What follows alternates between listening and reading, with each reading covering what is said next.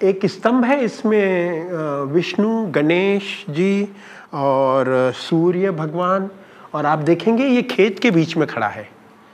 ऐसा नहीं है कि यहाँ पहले कभी मंदिर था और उस पर किसी ने कब्जा कर लिया और खेत बना दिया।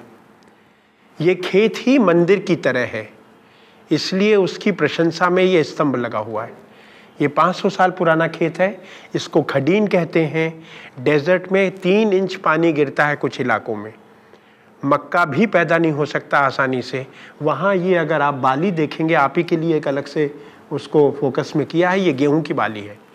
कोई भी एग्रीकल्चर साइंटिस्ट से आप बम्बई में फ़ोन करके पूछ लेना कि 3 इंच में गेहूं हो सकता है क्या, तो लोग कहेंगे कोई पागल ने आपको बताया है, इसमें मत पड़िए। लेकिन ये चित्र वहाँ का है। ये बहुत विशेष खेत होता है। प्रकृति ने इसमें 30 लाख साल पहले कुछ मेहनत की है। इसके नीचे एक जिप्सम का बेल्ट डाला है, 10 फुट, 8 फुट, 9 फुट, इसलिए 3 इंच पानी जो बादल गिराते हैं वो मॉइस्चर की तरह रिटेन हो जाता है। जितने हिस्से में जिप्सम है उतने में ये खेत बनेगा और गेहूं पैदा हो सकता है, चना पैदा हो सकता है, सरसों पैदा हो, बाकी कोई फसल आसपास कहीं नहीं होती, कोई फसल नहीं होती। इस खेत को पानी की मॉइस्चर का इस्तेमाल करके प्यार के लिए इस्तेमाल किया है, झगड़े के लिए नहीं। और कोई जगह होती, कोई और समाज होता तो वो इस पे कब्जा करता कि ये अनुपम है, इसका कब्जा है इस पर, और मैं अपने संपर्कों से इसको कब्जा बनाए रखता। ये खेत सामूहिक है। आपने कलेक्टिव एग्रीकल्चर का नाम भर सुना होगा, देखा नहीं होगा, क्योंकि जिस जगह प्रचारित था वहाँ भी बंद हो चुका, वो रूस वगैरह में। ये सामूहिक खेती होती है। गांव में जितने परिवार, उनका इसमें शेयर होता है, सब लोग मिल के काम करने आते हैं। इस गांव के बगल में आप नरेगा भी चला के देख लेंगे तो लोग नरेगा में नहीं जाएंगे, वो कहेंगे हम अपने खडीन पे काम करने जा रहे हैं। और काम करने को श्रमदान नहीं कहते, श्रमदान भी हम जैसे नए लोगों के शब्द हैं।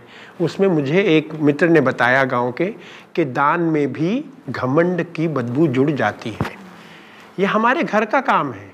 इसका नाम है लाश, जो कि संस्कृत के उल्लास से बना है। आनंद के लिए हम ये खेती करने आते हैं। इसमें अगर 50 घर, ये तारदेव जैसा इलाका होगा, अगर उसके नीचे जिप्सम है तो ये खेत उतने में ही होगा, बाकी पूरा रेगिस्तान होगा, लीबिया की तरह। लेकिन इतने हिस्से में जब खेती होती है तो हर एक को उसका हिस्सा बांटा जाता है। अगर वो कहीं चला भी गया है तो अगर वो 15 साल बाद लौटेगा तो उसको फिर से उसकी मेमोरी वापस मिल जाती है। ऐसा किसी क्लब में नहीं होता। मैं अक्सर कहता हूँ, मजाक में नहीं, कि इसमें गांधी, विनोबा, मार्क्स, सबकी अच्छी खाद डली है इसके नीचे। गांव वालों को इनमें से किसी के नाम नहीं मालूम, लेकिन समता का, शोषण विहीन समाज का और अन्याय के निवारण का और अपने प्राकृतिक साधनों का सबसे प्रेम के साथ उपयोग का ये अच्छा उदाहरण है। बदले